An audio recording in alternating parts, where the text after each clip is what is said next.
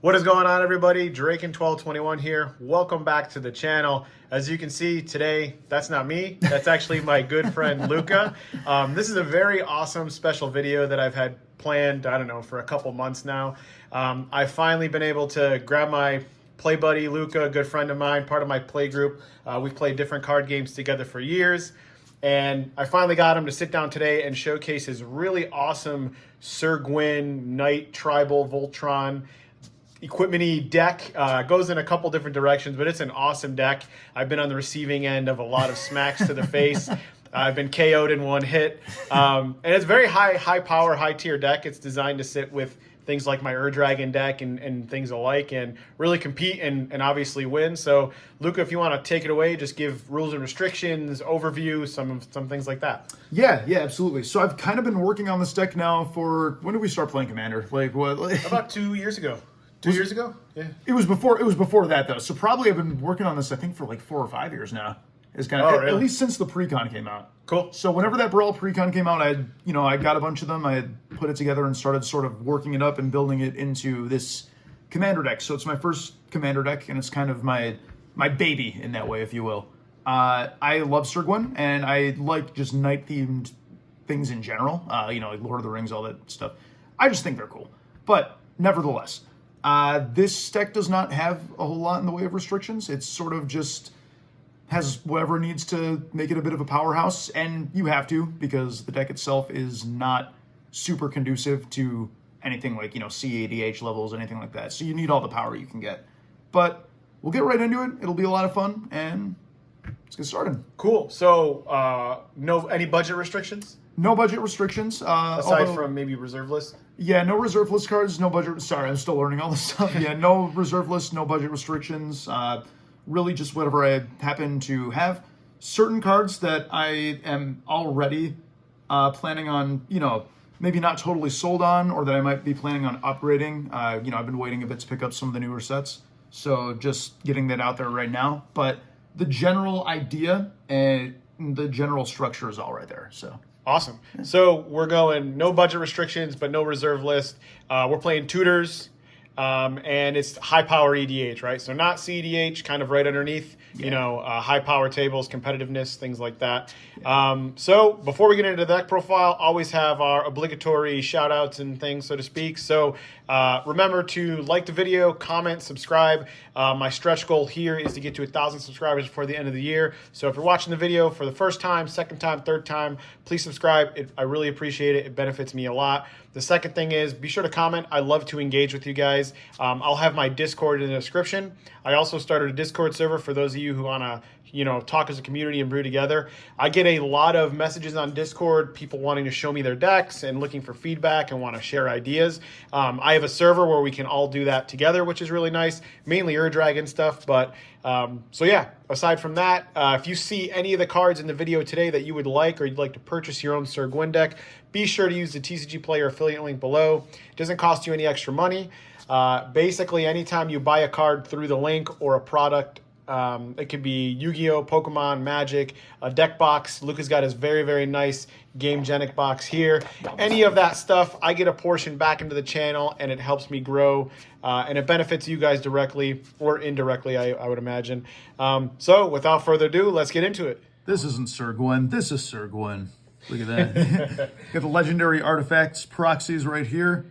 Nice metal, full beef. This was a birthday gift from Sal over here, so thank you, Sal. Of course, I got one for my Dragon deck, and I couldn't steal all the love, so I had to share it. Those are awesome. We'll leave a link in the description to the Etsy shop again, but if you want your own custom Commander token, go to Legend Artifacts on Etsy. No affiliation at all, just a great product. Yeah, awesome stuff. Yeah, no, totally motivated me to play the deck the other night when I was going to play a different one. So, but this is my flagship deck for sure. This is sort of the deck I find most synonymous with myself as a Commander player. But Syr Gwyn, Mardu, red, white, black, 6 cost. All right, so she's a beefy gal. All right, Vigilance Menace, and whenever an equipped creature I control attacks, I'm going to take life, but I'm also going to get to net me a card there. So I get to draw a card off of that. Also, any equipment that attaches to a knight, get to do that for free. So, pretty sweet. Makes equipment a whole lot better and an awesome Voltron commander. And that's the thing. this is a Voltron commander, first and foremost. Knights are a very weird tribe in Magic and in Commander especially because they're not the most tribal tribe of all of them. They don't totally always synergize very well. They're very reliant on using external tools like equipment. So that does put us in a bit of a weird direction here.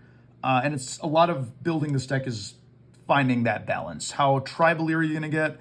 How full-on Voltron are you going to get? Are you going to go somewhere in between? This deck is very much Voltron, but it does play some Knights. Now, all of those Knights benefit Gwyn to some degree.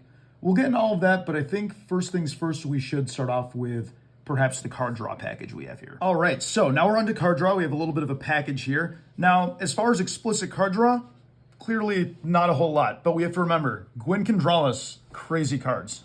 For each equipped Knight that swings, you get to net a card. So that's pretty huge all by itself.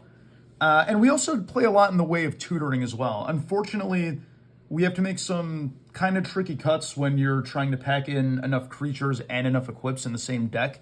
So got to be a bit more selective here. But a couple of our creatures here, right? We have some Knights here. Midnight Reaper, for instance. Now, cards have to die, like creatures have to die in order for you to net cards off of this, but it's a nice little insurance package in case you, say, get board wiped or what have you. And also it's a body, you know? It's a body that you can equip things to. Not the best, but it gets the job done as far as equip. And I think the fact that it is a Knight it puts it over the top with something like Knight's Whisper, which we were exploring before. Exactly. Being that when things die, you draw a card, but also indirectly can draw you a card if Syr Gwyn's on it. Or if it's just equipped, I guess, in general with something. It being a creature is much more beneficial than just a spell, right? Yeah, and that's the thing, too. Like we were saying before, you kind of have to figure out ways to make room. When you're trying to fit in creatures and equips and card draw, you have to just kind of make room sometimes. And this is one of those cards that allows you to kind of have it both ways a little bit. So, like, in a vacuum, like, Read the Bones is probably just black and white, a more efficient card. But in the deck, we're talking about being a creature and being a Knight. Something like that is just much more beneficial to the package. Yeah, certainly. And Pure Steel is that, times 10. So, one of the best cards in the deck. Pure Steel's incredible, yeah. So, whenever an equipment... Oh, right here? A little bit further forward. Sorry, still learning, guys. All right, yeah, whenever an equipment enters the battlefield and this guy's out, I draw a card. We've got a lot of those, so that's huge. This is also super helpful if you can't auto-equip things just yet. You can still just kind of net cards right off of this. And also, if you have 3 or more artifacts out, then now you get to equip things for free.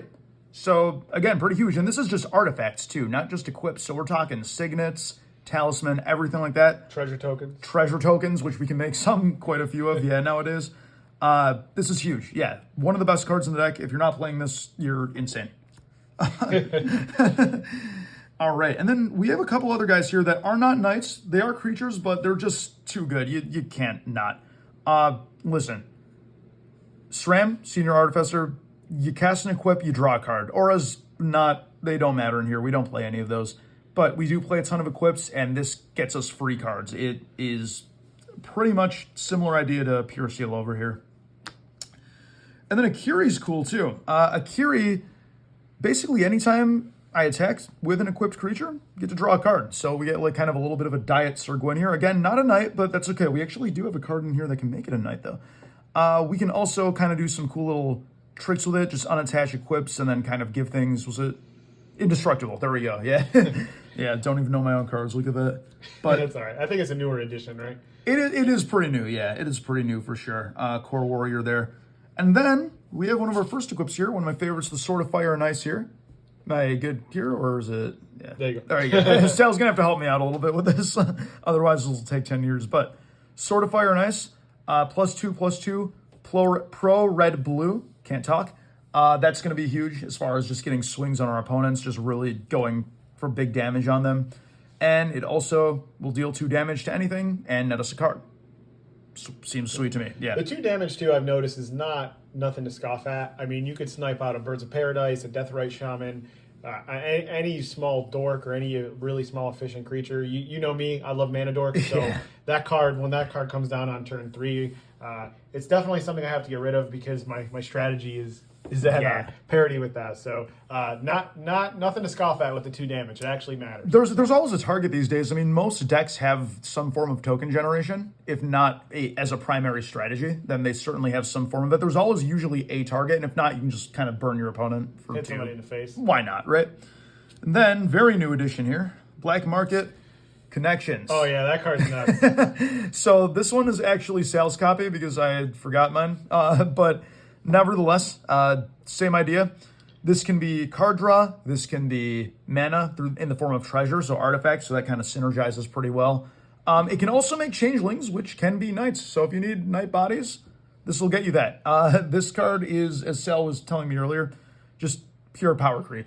There's nothing about this. This is just better Phyrexian Arena that does everything you need it to do. Yeah, when I was reading it, one of the things is we were looking for some good ramps, some good card draw, but we were running low on space, so it was nice to find something that did both. And then we were like, well, we're short on knights and creatures, so we started adding some knight token synergies, and I'm like, wait a minute. This card does everything we want. He condensed into one, and he's like, it makes knights? I'm like, well, kind of. It makes changelings. Right, changelings, which are knights. So it was one of those epiphany things that this card is an absolute beast in the deck. Yeah. I don't think we've tested it at all, but just reading it in a vacuum, it's going to put in the work. So. Yeah, you just knew. Brand new edition. I have a copy sitting in a precon that I haven't opened yet, but here it is on display. So, got a nice little card draw package. We'll move on next to, let's go on to tutoring, because that's going to be huge. All right, so tutoring, huge part of the deck too, and this also helps to mitigate some of the card draw that we're lacking just a little bit.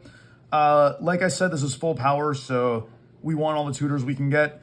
Also, because of all of the necessary tools that our deck needs in order to really get off of the ground, again, you just sometimes have to play some overpower cards here in order to do that. So we do have some cards that strictly search out equip, Steel Shaper's Gift and Open the Armory.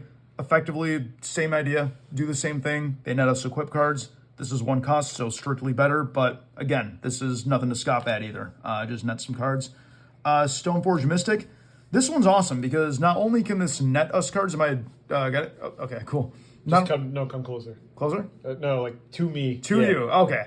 Got it, right here? Yeah. Sweet spot? All right, awesome. Gosh, not only does this net us cards, but we can also cheat them out. So you want to get like a big beefy equip like a Caldra and then just throw it in hand. Yeah, no, this is the card to do that with, certainly. One of the things I noticed about this deck, there are just some cards that are just very, very strong. Stupid, like Black Market, Stoneforge.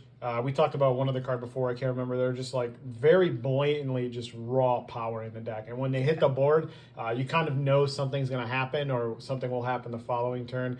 Stoneforge is definitely one of them.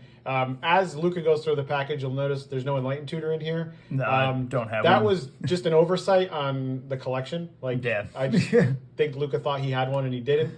It was just a small oversight. If you have one, you could definitely toss it in here over something. For sure. Maybe over this, Flair. or maybe even Open the Armory. You don't need it. Obviously, his deck functions fine without it. It was just kind of an oversight when we were putting things together. But hey, Yeah, or if you're anti-demonic tutor, some people are if they want to just kind of like net it. But demonic tutor, I'm not even going to highlight. It's probably the best card in Commander. It's anything you need it to be for 2 extra mana, effectively. Fighter class I will talk about a little bit though, because 2 mana, red and a white, and you get an equip right away. You can also kind of, bump its levels up and kind of do some neat tricks with your... I rarely get to level 3. I need to... Okay, yeah, so level 3 is actually pretty good, turns out. But I rarely get there. Whenever a creature you control attacks, you just have... You force a creature to... I never get to level 3. Yeah, there you go, yeah. Think things fight each other or something like that? Yeah, things fight each other or something like that. I have it right in front of me, so I'm going to look like a moron if I don't read it now, I guess. Up to 1 target creature blocks... This is combat if able, so you can just force blockers, I guess. Not bad. You can also make equips cost a little less too, though, so a little in the way of ramp there as well. But yeah, nice little package here. Gets us some equips, gets us some other cards we might need. Pretty solid. All right, so now we are on to the ramp package. There is no Reaver Cleaver in here yet. I got to get one of those. Once I do, this will probably either take the place of Animist or maybe one of the Signets even. We'll see, but right now we're playing the full package of Signets, the Arcane as well, the Soul Ring, the Jewel Lotus. All right, Jewel Lotus I do want to highlight because you don't need it to play the deck. I don't want you to feel like you have to shell out $100 absolutely in order to play Jewel Lotus. That said, this card really does let the game just play sometimes.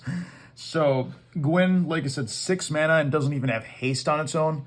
Sometimes you just really need to speed up the game, which is really why we have this whole package, and also why I probably really need a Reaver Cleaver. But It's in the precon. yeah, that's in the precon. I'll pick one of those up probably this week. So this really helps elevate the game forward. Same thing with Dockside. I'm a bit of a flavor junkie. I like to kind of try and keep things on brand a little bit, at least if not totally nice, like soldiers and what have you. Dockside's not that, but again, it's just too good. It's just too good, and we have enough problems playing against blue. We need something, Yeah, so Dockside really helps get the job done there. And two, if you're looking to budget things a little bit, obviously this is one of the areas where there's a lot of flexibility, I would think. We had to actually get to the point where we were cutting some really good ramp spells, right? I think Archaeomancer's Map was one of them. Archaeomancer's Map, yep. There was, what other ramp spell did we cut? There was one, is it just sitting around here somewhere? I don't know. I think it was one of the enchantments, which was like kind of rampy. Forging the Tyrant Sword, that's it, There's just plenty of decent ramp in white now too. Yeah. And so there's just a lot of flexibility. Obviously we're running, an equipment-based deck, which also indirectly has some artifact synergies. So we really went, heavy on the signets and the talismans. We just hope we don't get hit with an overloaded. I forget the name of the spell. There's a spell you can overload and kill all artifacts. Oh yeah. It escapes me at the moment, of course. But if we get hit with that, it probably sets us back. But we'll take it just because the velocity. And Luca, I'll have you talk about some of the lines of play because a lot of these artifacts costing 2 mana. Really propel you to cast Syr Gwyn, turn 5, even sometimes turn 4, right? Yeah, absolutely. Ramp is important. The fact that we're in Mardu means we don't have all of the ramps, so we really need to get it where we can.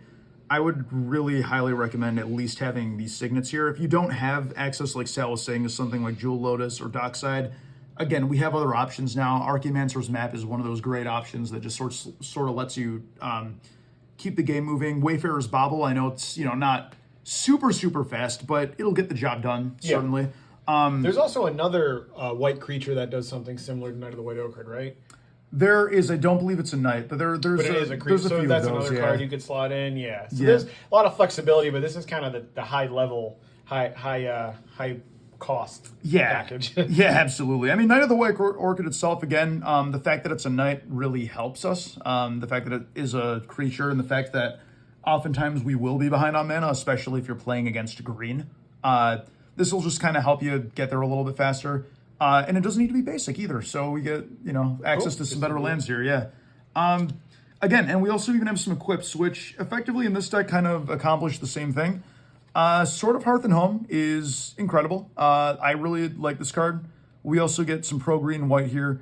And on top of that, we can blink things, which rarely is that going to matter in this deck. But, maybe you blink an Orchid Knight, maybe if you ever do have it attached to Stoneforge Mystic, then, probably not going to happen. But you never know. That could be cool. I guess you can blink. Or I think you can blink anything, right? You can blink a Dockside. Yeah, you can blink a Dockside. Yeah, you can blink a Dockside with this. Indirect synergies. That wasn't planned, I'm sure. Indirect synergies. Yeah, blinking Dockside's huge. Sword of the Animist is like a lesser version of this.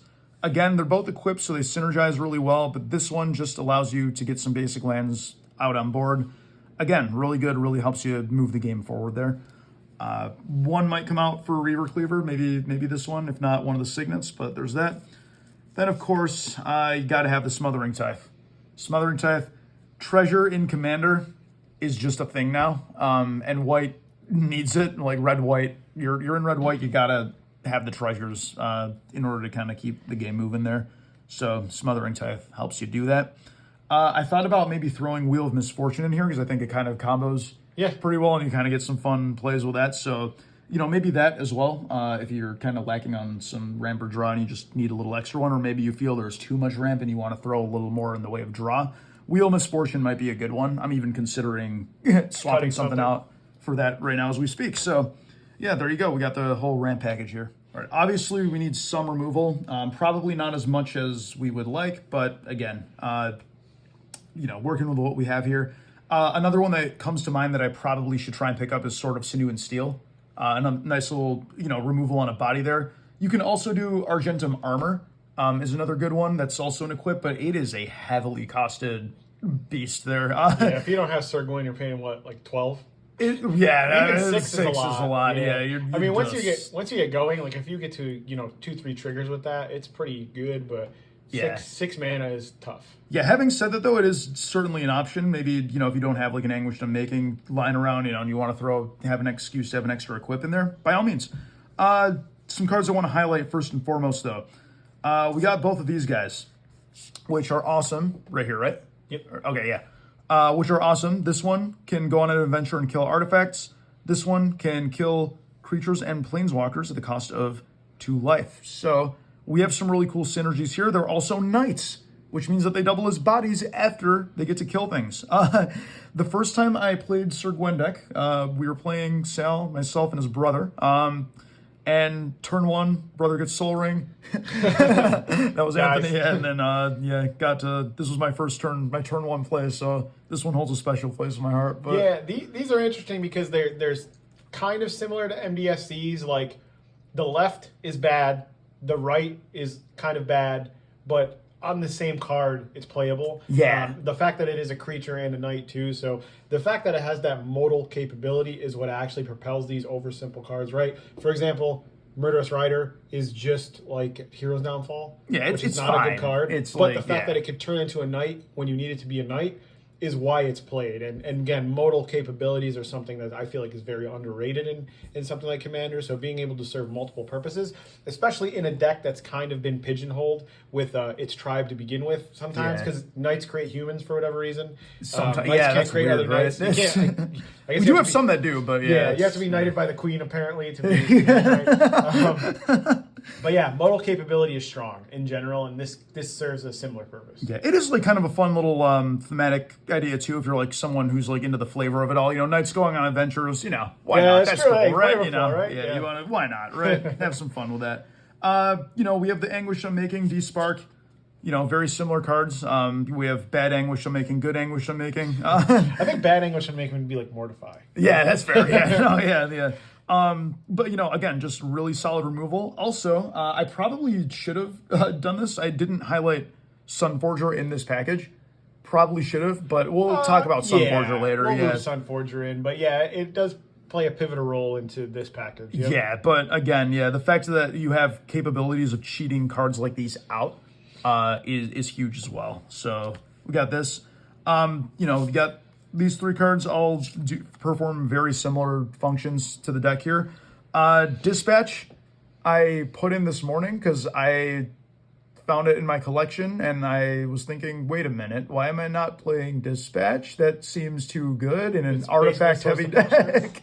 Yeah, you get an extra little removal here, so definitely going Dispatch. But yeah, we're in white. We got 1 cost removals here. The drawbacks are very not severe.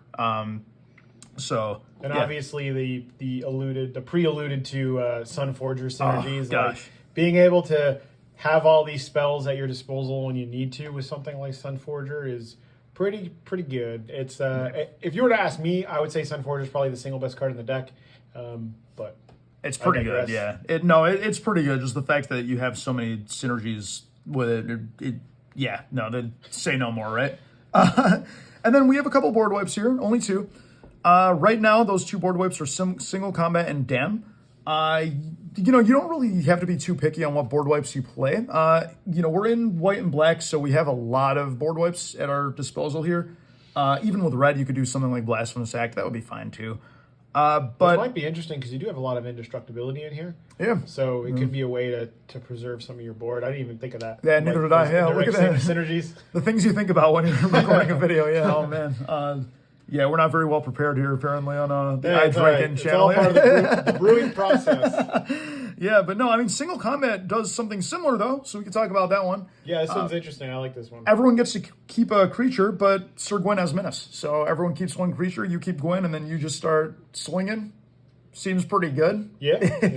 There's also, we were talking about Tragic Arrogance, which is along the similar lines. It's a little bit more There's a little bit more to it, but those cards are very, very similar if you wanted more just white board wipes. Yeah, Mythos of something or other too. Yeah, is Font a of good one. Mythos or something like that. Yeah, absolutely. So we're in pretty good company here as far as, board wipes and targeted removal. Obviously, Dam can be either, but really, I mean, yeah, you're good. You're good with this one. But yeah, we can keep it going now. All right.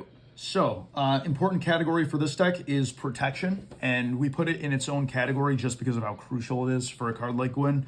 Gwyn on her own has no protection, and she's 6 mana. So, you tell me, you wanna get wiped, removed? You can't. You don't want to cast Syr Gwyn 4 times in Mardu colors. That's asking for disaster. Even twice is pushing it already. So that's why we need to kind of do what we can here. Guardian of Faith, again, another card that kind of lets us have our cake and eat it too. You can cheat it out. Not really cheat it out, but you can flash it out. It's a knight, so it's got that cool knight body. It's got vigilance on it, but it also phases all your other cards out. Again, Flash, huge. too. Yeah, flash phases stuff out. Super great. Super great. I have used this in response to board wipes and targeted removal many a times. Definitely want to throw this one in here if you have it here. We have the obvious, we have the Teferi's Protection, which is, it's Teferi's Protection. What more can you say? You have Flawless Maneuver also, which sort of fills that slot. A similar sort of role here. And again, just give everything indestructible. It's free if you have Gwyn out, too. Free spell. Speaking of free spells, one of the cards that we didn't fit in was Deadly Rollick and Deflecting Swat. Yeah. Just due to space. Deflecting Swat, we had too much in the terms of protection anyway. Yeah. And Deadly Rollick we already had a lot of removal. And it's kind of feels bad to hard cast that one a little bit more than the rest. But as you see on the playmat underneath Flawless Maneuver, that's kind of a bit more valuable than the other ones just because it is a target for something like Sunforger. But this kind of just came to us when we were building as well. It's like, if it's in the deck, it's live. But if you also have Syr Gwyn, it's free. Yeah. So free spells are good. Yeah, no, absolutely. So, again, Sunforger combos that, this plus our target removal, Sunforger makes them way better. This is already a good card on its own, but yeah, you definitely need all the protection you can get here. This one's interesting. This was actually one that Sale pointed out to me, because I don't really see it on a lot of Syr Gwyn lists, but it's just so good. Yeah. Rogue of Stars. I like that card. I mean, and I get it. I think I can see why people are a little adverse to playing it and on face value, simply because it doesn't really do anything as far as combat tricks, as far as actually like pumping your dude up, anything like that. But nevertheless, the fact that this is an equip that lets you just phase out, this is like a get out of jail free card. And it's an equip, so it synergizes really well in the deck. And we're in white. It makes too much sense. For people who aren't clear on the I guess the ins and outs with phasing Luca and equipment and auras and stuff like that. So can you tell them about that a little bit? Sure, yes. So whenever you phase your creatures out, anything that's attached to your creatures, just by the rules of Magic the Gathering, also phase out along with it. This is called indirect phasing. So this applies to artifact equipments that are attached to creatures. So if you phase out Gwyn and it has like 6 other equips attached to it, those will also all phase out.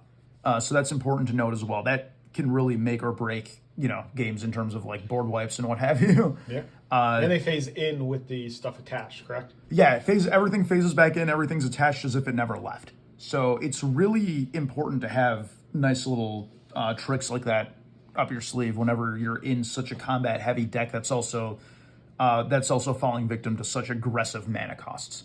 But one of the things I noticed, you do have to hold up 2 mana, right? Which is not a ton. So you can leave that mana open, but you do have enough instant speed interaction to where, let's say you're holding up the 2 mana and nothing happens, you could just immediately pour that 2 mana into like Sunforger to do something, or into one of your knights to make a knight token at the end of the turn. So it's not like if you don't use the 2 mana, it doesn't feel bad because it's only 2 mana, but there's always somewhere to put it, which is nice. Yeah. And you're actually going to be up in mana because essentially if they play, we'll say 5 mana board wipe, you phase out, not only have you did a 5 mana for 2 mana exchange, you've essentially cheated the equip cost back again. Yeah. Which is nice, which is not direct mana advantage, but it is a thing, right? Yeah. Which Well, is and nice. also, I mean, assuming you have Gwyn out, the equip cost in general, that's also 0. So that's also true. plays into things as well, right? And we have other ways to kind of equip for free too. But I guess in conclusion, if you got Gwyn, if you have any like Boros equip or any Mardu equip, play this. Cool. Play it. It's just that good. We also decided to highlight Sunforger with this pile as well, because Sunforger, in addition to all of our targeted mana, can also net you these cards.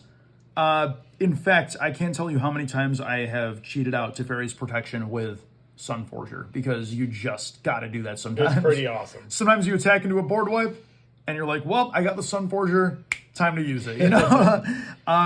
Having said that, Sunforger, just the fact that it can unequip and you can equip for free. So let me back up here, all right? Your equip cost most of the time in this deck, assuming Gwyn's out, is going to be free.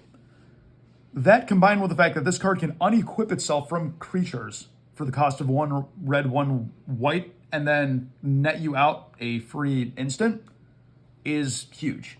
That means effectively you're just casting instants for red, white, and then, reset, reload. And it's not like Sunforger leaves the board. You can just keep re-equipping it anyway. So, pretty good. Sal did allude to this idea. It might be the best card in the deck. I love packages in decks. Packages are You cool, guys yeah. have seen my deck profiles. I like mini packages, and this just fits that build. Yeah. I like Sunforger a lot. It just kind of goes back to my deck building stuff, and I think it really shines in a deck like this. A little bit of toolboxiness, kind of goes back to our old Yu-Gi-Oh days. A lot of synergy, so Sunforger is very, very strong. Yeah, we also have a few guys that we occasionally play with who they know older cards very well, but not as well versed in like some of the newer cards. Stuff. So I was playing at a table with them. None of them knew what this card did, and then it was able to kind of do a lot of work. And now every time they see it, they blow it up. So it's it's like one of those things where you got to watch what you do when that card's on the board, because it's just this looming. I kind of compare. I know Nevinril's Disc isn't very good, but it's one of those cards where like you have to answer it or like force it to work, right? You have to force somebody to blow up the board, or they're just going to hold it over your head all game. Yeah. This is very much like that. Like I almost have to say, all right, throw my guy on the board and just kill it, because if not, you're just going to hold that over the table's head. And like if anybody looks at you wrong, all right, I'm going to kill your creature. So also very political, right? Like you can, hey, I'll let you resolve that creature. Just, maybe don't throw it my way, because if you do, I can immediately grab a Path to Exile for it. So, Oh, yeah. No, we all know, if you know me, I don't play basics in my 5-color deck. So Path to Exile is a strictly better card than basically everything else. So yeah, Path to Exile is just free removal against Sal. so I will most of always the get time, Path to man. Exile by Luca every Every chance I get. She just Every knows I don't chance play get. basics. But, Man. awesome. Yeah, sweet. All right, so now we're on to the creature package here. So, not going to lie to you, this is the least confident part of the deck, I would say. There are just so many new creatures that are regularly coming out that would work relatively well in this deck, we think, and we don't get enough games in to possibly test them all at once. Even just the new set, we have a lot of like new cards that even have some legendary creature support that might go really well in here that we haven't tested yet. So we're thinking about that. There's that new knight from the commander deck, right? Yeah. That draws a card and you cast a legendary spell. I mean, there's 4 legendaries, 5 if you include Syr Gwyn just on this slide alone.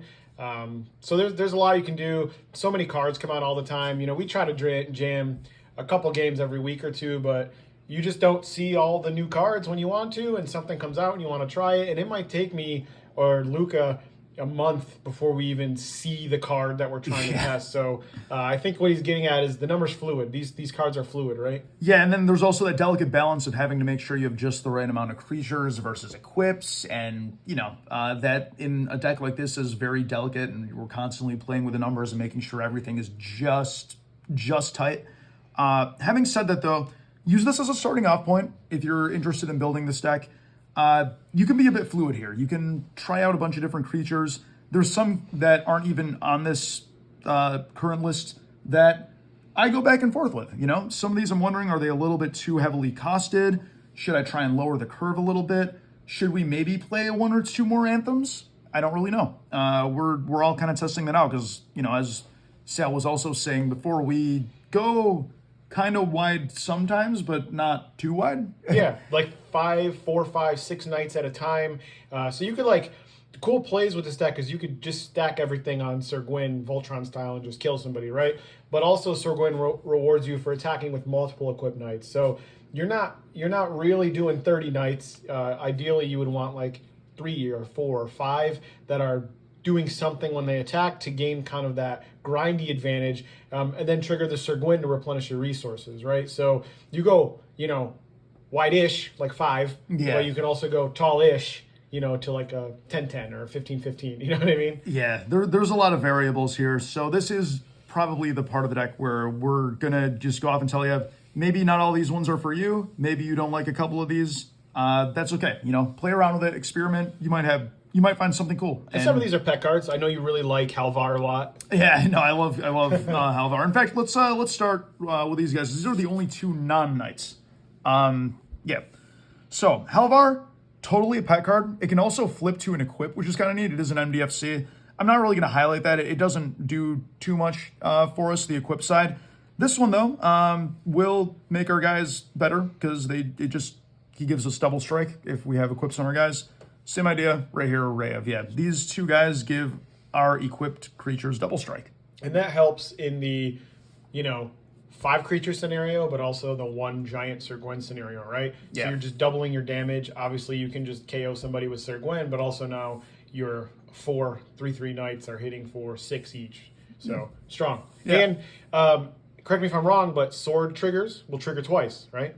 Because they hit twice. I whenever they believe deal that's. damage. I believe so. I believe even so. more synergies, even more reasons to play. I believe so. Yes. So keep that in mind as well. Do you need both of these? Maybe not. Maybe one of these ends up getting cut. We'll see. But just some ideas here. All right. Most of our other knights also, we want to make sure that they're doing something for us. We don't just want to play knights for the sake of playing knights.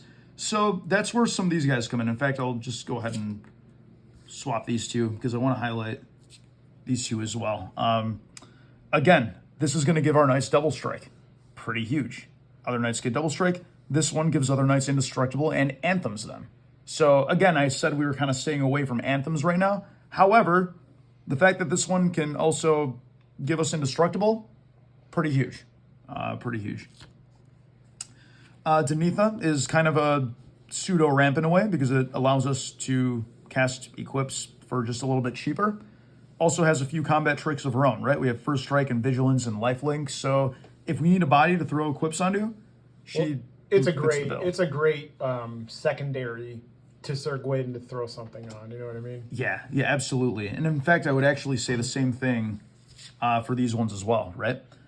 So we have Belen Wandering Knight, which I go back and forth with, but again, it has First Strike on it, so not bad by itself. We also are able to kind of re-equip things to it, which is pretty huge. For 1 and a white, all the equips can just straight up attach to Belen, so if you just need a big body, you could do some fun stuff with that, right? Not a bad idea at all. Same thing with Fervent Champion here, right? Fervent Champion has First Strike and Haste. It's a shame they couldn't give haste to Gwyn as well, but we have it on Fervent Champion, so there you go. It's our 1-cost creature, our go-to 1-cost creature. It also reduces equip costs, so this creature encourages you to equip things to it. That could be a really good early game sort of strategy if you happen to open it before getting to Gwyn here. Well, it's one of those cards that, and those of my regular viewers know I like cards that are good at various stages of the game. It's great turn 1, 2 because it's an early card. It's great turn 5, 6 because you have 3, 4 equipments on the board, and he's just a perfect card to equip stuff to. He's not super threatening because he's just like a 1/1, but he can be a beast, and he's one of those cards that's just good at any time you draw him. I mean, I don't really foresee him being bad. I guess if you draw him turn 7 with no equipments, sure, he's not very good, but you should probably have equipments in play by turn 7. So. Yeah, ideally, yes, hopefully.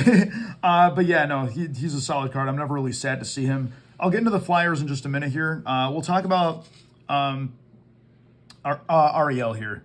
Again, cool legendary creature body here. She can create knights, which is not nothing. We have a few cards in here that can do that. That's a strategy that we're sort of, continuing to play around with a little bit. We're trying to figure out how necessary it is to generate knight tokens, but reality is we do want some bodies to throw things onto, and the fact that we can make them with Ariel, not a bad thing. She also encourages us to go a little bit wide, but not too wide. You know, we can use her as removal in a pinch, perhaps. And the fact that we do create enough knights, she works. She's one that I'm so about. You know, we'll see where the deck takes us, but definitely a good card to try out here, I would say. And a lot of the times, you really only need to tap 4 or 5 knights to really kill something that's relevant. Obviously, it's not in there as a removal spell. It's just more of a knight utility card that just so happens to stuff. We go back to the Sunforger thing. Like, it is a bit of a mana sink at instant speed, right? If you're holding up Sunforger mana, nothing happens, cool. You tap 5 mana, tap a couple knights, kill something, make a couple knights. So really kind of versatile in that respect. Yeah, and versatility is huge, I think, especially in a 100-card singleton. It just is. All right. So, Silverwing Squadron, kind of a pet card.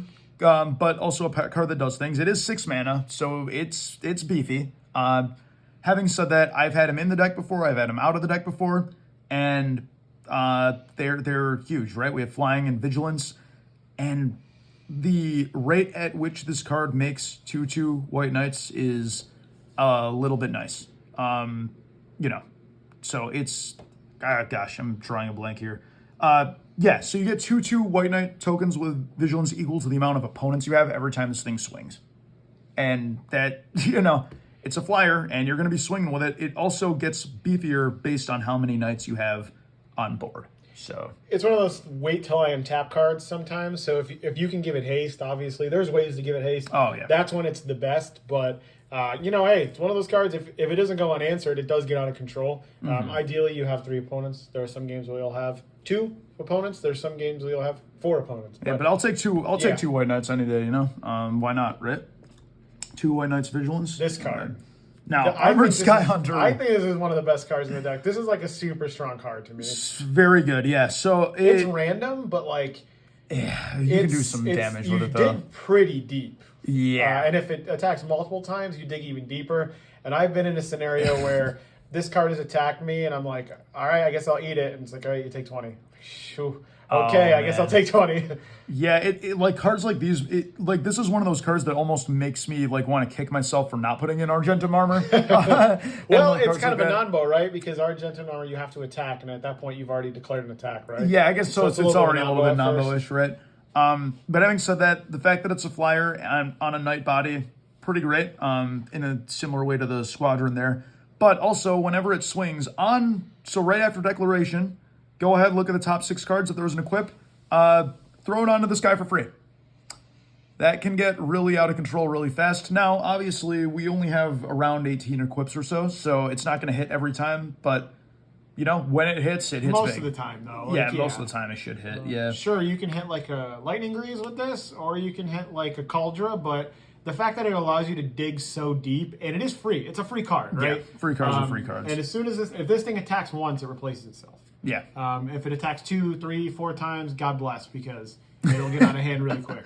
Yeah, no, this card's pretty nutty. And thankfully, I happen to see it enough games where, we can confirm that it is. Everybody has like that one card that they kind of just see a lot. That's yours. I do see this card a lot. I think I have a card like that, but that is one of the cards. It's called Dragon's Tempest by any chance? It might be Dragon Tempest. I do have a lot of tutors, but Dragon Tempest, I end up having that card more frequently than I should. But I think this is this is one of those cards that kind of always shows up for you. But I always I kid you not, guys. I'm very diligent at shuffling. I always hit a Cauldra Complete with this. Every time.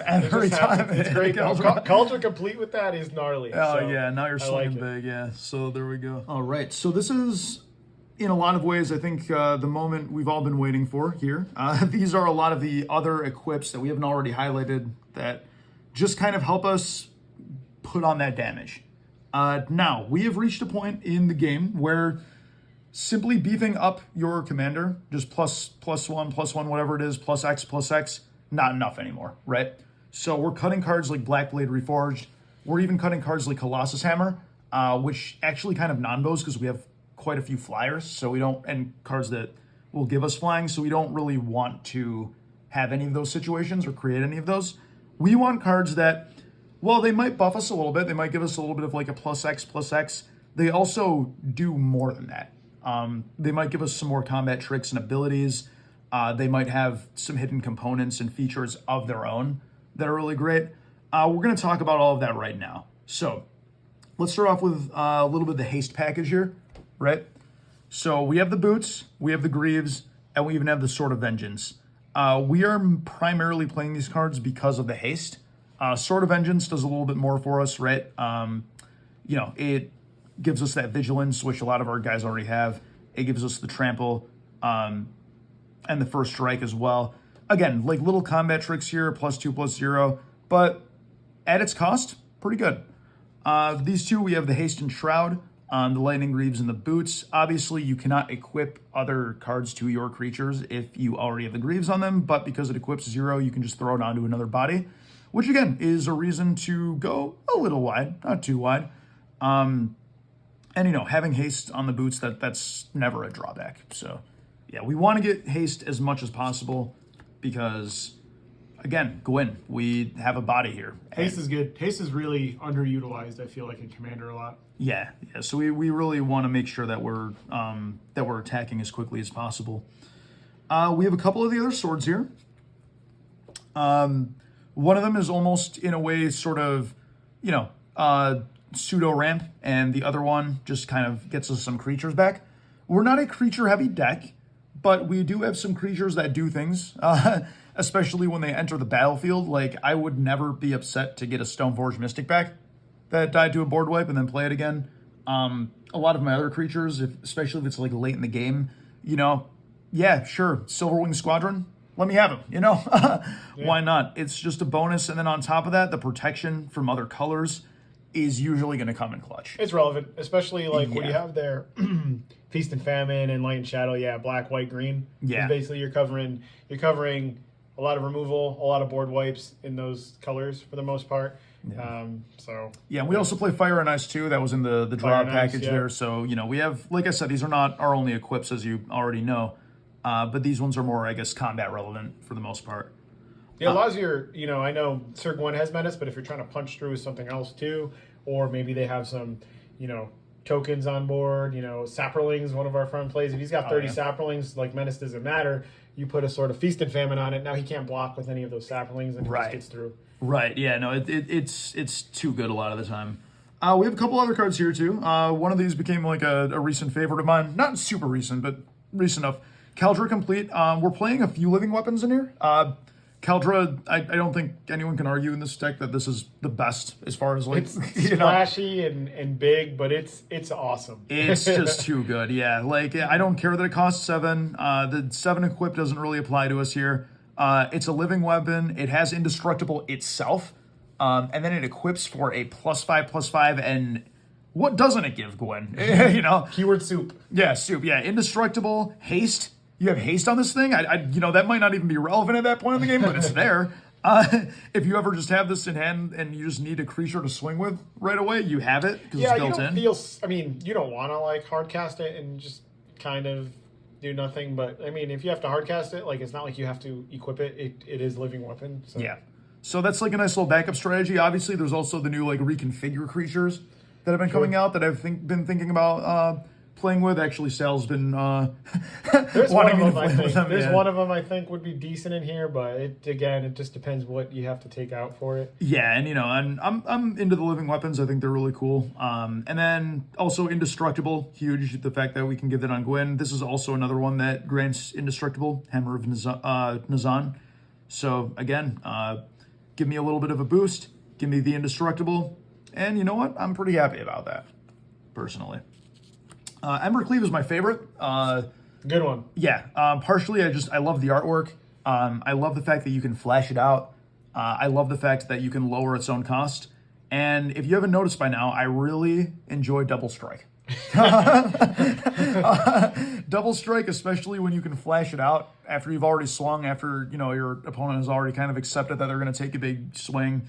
Give me +1/+1, double that damage. Yeah. I've seen people die. Yeah. People die to this card all the time. This is a game ender or a player ender, because you're only attacking one person, but it ends players. It's player removal. Oh yeah, I'm kicking myself because I love the artwork on this card so much, and there was a playmat for it on original Magic card, and I missed it. But this is awesome. It is what it is. Yeah, it is what it is. I'm sure you can find it on eBay for 4 times the price. Oh yeah, probably right. I'll get to Sigardas later. I mean, that one's pretty self-explanatory, but we'll get into some more of our living weapons here, right? So we are playing the Batterskull. Again, just crazy combat tricks, +4, we get the Vigilance lifelink, never a bad thing. This one only makes us bigger, +1/+1 for each artifact we control. Oh. So that is sort of an exception to my rule a little bit, but again, we have the living weapon on it, so... I mean, it's not just equipment, right? It's your treasure tokens, it's your signets, it's your talismans, right? Things like that. So that early game ramp is just translated into raw damage, which is very nice. You don't have to. Yeah, so you don't have to play a card like this. So, like Nettle Cyst is not strictly necessary, but if you are going to play a card that just translates to +X, this is probably the one to do it in a deck like this, I would say. So I like having a card like that anyway. We'll start with Shadow Spear. So Shadow Spear, again, we get the lifelink, which is really cool. We get Trample on our creatures, which is pretty underutilized a lot of the time, especially Trample Double Strike. Holy cannoli. I'm going on about Double Strike, yeah. But nevertheless, it also has like a cool little trick in here that I tend to forget about probably more than I should, but... You pay 1, it doesn't even need to be equipped while you do this, and then permanents that your opponents control lose hexproof and indestructible. Pretty good. That could be pretty huge, We have a friend that plays God Tribal. Everything's indestructible. Yep. Not anymore. And lastly, and then there's admittedly one card that we didn't really know what category to fit in, but it goes well enough with this. Signal Sword of Valoron. I've seen this cut, and I get it. It is... In a lot of ways, it's a kind of a pet card, but I don't know. I like it. We need to make bodies sometimes. We need to make knights, and this can do that whenever our equipped creature attacks. It's also cool because this card actually knights your creatures that are not knights. Flavor. Yeah, Flavor. so we have some flavor here, but that's also relevant, right? Because Yeah. then we can equip other stuff to them for free. True. With Gwyn and such, right? So you can... So indirectly, these knights you're making, again, there's some play that has to happen. But indirectly, these knights are all going to draw cards, too. Yeah. Like, you could turn them into drawing cards because you have Syr Gwyn, you make the knight, you put something on them for free, and you attack. Who cares if they die, if they're a 2/2? Doesn't matter. You got a free card out of it. Yeah, you got a free card out of it, and, I'm never going to say no to that. And also, just as we said, the fact that you can, quite literally knight your non-knights is kind of funny. And then we have the Circle of Loyalty here, which, again, this is, kind of a pet card that actually does things. It does Anthem, which can be kind of neat, and it can also create White Knights anytime we cast legendary spells. I like this card. I just think it does so much, and it doesn't have to cost 6. Yeah. But there's just a lot of text, and it's all relevant. It's kind of like Black Market, right? There's just 5 lines of text, and each one of them is relevant enough to where it's if you compile it all together, it's worth more than what you're casting it for. Yeah, absolutely. And, and part of the reason that we're kind of showcasing it here, too, is because you could, in theory, take this out for another equip that you're kind of into, and that's fine. There's nothing wrong with that. But, again, sometimes you need bodies, and this can make you them. So it kind of, goes hand in hand with this in that way. And it does cost less for each knight you control. We are getting a little wide here, and this is sort of in that gray area where it's how wide do we really want to go? But it's definitely worth considering, I would say. So that's going to be our next card in the 99 there. Oh yeah. Gosh, I almost forgot here. Sigarda's Aid. Again, this sort of does Syr Gwyn's job when we don't have Syr Gwyn. We can flash out equips. So all equips that don't already have flash, we can now flash them. But on top of that, they can also equip for free. So cool. And there's that one card that says you can equip everything to it, right?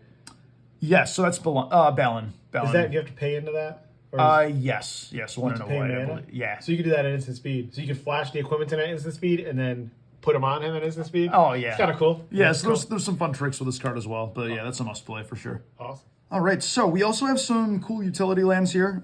There's also the white-black one, which gives other combat tricks. I don't have it on me. I think it might be in the pre-con that I haven't opened yet. But you could totally throw that one in here too. We have a bunch of lands that you could easily swap out for it. But you know, you pay in to get some double strike, which you know I love.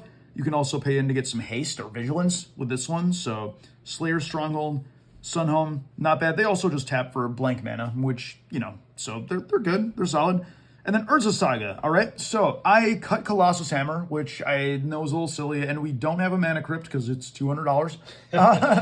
So I haven't really been too motivated to get one, forgive me. Having said that, we do play Jeweled Lotus. We do play Soul Ring. Shadow Spears in there. Shadow Spears in I here. think there's like 3 or 4 targets minimum, but as long as you at least have 3 targets, like that, I mean, the card's money. Yeah, and we also get bodies that get bigger and bigger the more artifacts we have. Yeah, so if you wanted to. Yeah. But we're mainly in here for just because, I mean, Urza Saga is just insane. Like, even if you just at face value grab a Soul Ring, still good. Yeah. But it's nice to be able to grab a Shadow Spear if you need to smack somebody. Yeah, no one's ever going to complain about Urza Saga, and no one's ever going to complain about Soul Ring. So, I mean, you know. Oh, your opponents might. Yeah, your opponents, yeah. Also, I mean, we can't underemphasize how great it is that this can get Jeweled Lotus. Yeah. Like, Jeweled Lotus is so good. Oftentimes with Demonic Tutor, that's the card I end up fetching. Because sometimes you just really need to pump out Gwyn as fast as you can. So that's very relevant. So we don't want to underutilize that. The rest of our lands, again, are very, you know, we can just kind of go through them quickly. Sure. You know, we have the duels here. So your shocks. Yeah, the shock lands here. Again, you know, I don't have reserve list cards. I'm not against them. I just don't have them. So, you know, we're They using might shocks not even instead. be reserve list anymore after the 30th. Yeah, who even knows, Who right? knows, right? But, you know, if you have those two, I mean, by all means, throw those in as well because they're fetchable. You know, our Smoldering Marsh, you know, just it's a named land. That's, you know, name type. That's Fetchable. Good. Fetchable, yep. Again, Savai Triumph, fetchable. We're playing a few fetches. I only put the red, white, black ones like the Mardu colors on here because I'm a bit of a flavor junkie. On color fetches, I do the same thing. Yeah, I just have more fun with it that way. But, you know, these can fetch all of the lands previous. We're playing the Fabled and the Prismatic to fetch more, so we get, you know, 5 fetches total, technically. The Fabled is just on theme, so I had to go with it. That's good. I like Fabled Passage a lot. You know what I mean? It has the ability to come into play untapped, and that's really all that matters. Yeah, absolutely. And we play enough basics in here, too, that, honestly, if you don't have all of these, like, fetches and what have you, you could just play your typical, like, Terramorphic Expanse and Evolving Wilds, and that'll get the job done. Yeah. More than likely. You know, we have the arena lands here, you know, the luxury suite, spectators, the vault, you know, they get the job done. We've also got these ones, the retreat, Buddy lands, right? the chapel, Check lands. the check lands, Buddy yep. lands. Yeah, I always forget the terminology there. The Dragon Skull Summit, the Nomad Outpost. You don't really need it, but it can tap for all of them. I know it comes in taps, you know, why not, right? Why not? Why not? Make everything a swamp. It's Fixes good. you for black for the game. Yeah, that's good. And you got the command tower, the tournament grounds, again, cool on theme night stuff. Path of Ancestry and Unclaimed Territory. If you were going to cut any lands for more utilities, these would probably be the first to go. In fact, they probably will be going out soon, but, you know, that's fine. And then the rest are really just basics. I am not going to lie, I cannot be bothered to do perfect math when it comes to what color basic lands I should always play in 3 color. I just can't be. I know I play more white than anything, so I've got the 6 white right here. And then the rate at which I just switch out cards in this deck, sometimes I just don't want to be bothered to have to do, you know, math and percentages constantly. Yeah. So I just do an even amount of swamps and mountains. But the basic number can be fluid. I mean, you have so many duels. I doubt you don't have any problem casting anything. Never. Yeah. One of the things, if you wanted to get real spicy, and it doesn't change a ton, but the Kamigawa lands, yep. They can basically sub in for some of the basics, but you definitely do want some basics in here. Yeah, there's enough going on here. Based on what we did, your spread is fine. Maybe you could cut a mountain for something, but again, there's so many duels in here, it doesn't even matter to that extent. Yeah. I mean, it really doesn't. I think I actually did the math relatively recently, and at the time, this spread made the most sense. Yeah. But that probably changed. You know, we made some edits even just this morning. I mean, you have, aside from duels, which I don't count, you have the perfect mana base. So yeah. As far as like what you need to be able to cast things at that time. Yeah, I could cast basically whatever I want, whenever. So that is always relevant. But there you have it. That is the showcase for Syr Gwyn currently. The real Syr Gwyn right here. Awesome. Well, Luca, I appreciate you taking the time out of your day to come spend some time with myself and my subscribers. Yeah, anytime, my friend. Anything else you would like to add to the deck? To the deck, I think that's pretty much it. Just keep in mind what we were saying about, keeping those numbers nice and tight, making sure you have enough creatures versus enough equipments. There's a lot of other things that are very fluid about it. Maybe you like some equipments that I didn't like so much. Maybe you like some creatures that I don't personally care for much. And if you have any other ideas, engage with the video and leave them in the comments because that always helps the algorithm. Awesome. Yeah, you guys know how much I love to engage with your comments. Again, my Discord server and my personal Discord are in the description. Be sure to comment, subscribe, all the whole nine, like the video. Use the DCG player link. Again, I love that. It goes right back into the channel. I appreciate you guys. And the last thing I forgot to mention at the start was the arena code giveaway will be in the description. I think we're going to do the Pride Across the Multiverse. So I'm not exactly sure what the arena code gives you, but I know there's like a soul ring and a mana confluence and stuff in there. And it supports, the Pride community. So with that said, Luca, thank you once again. Everybody watching, thank you once again. And I'm out.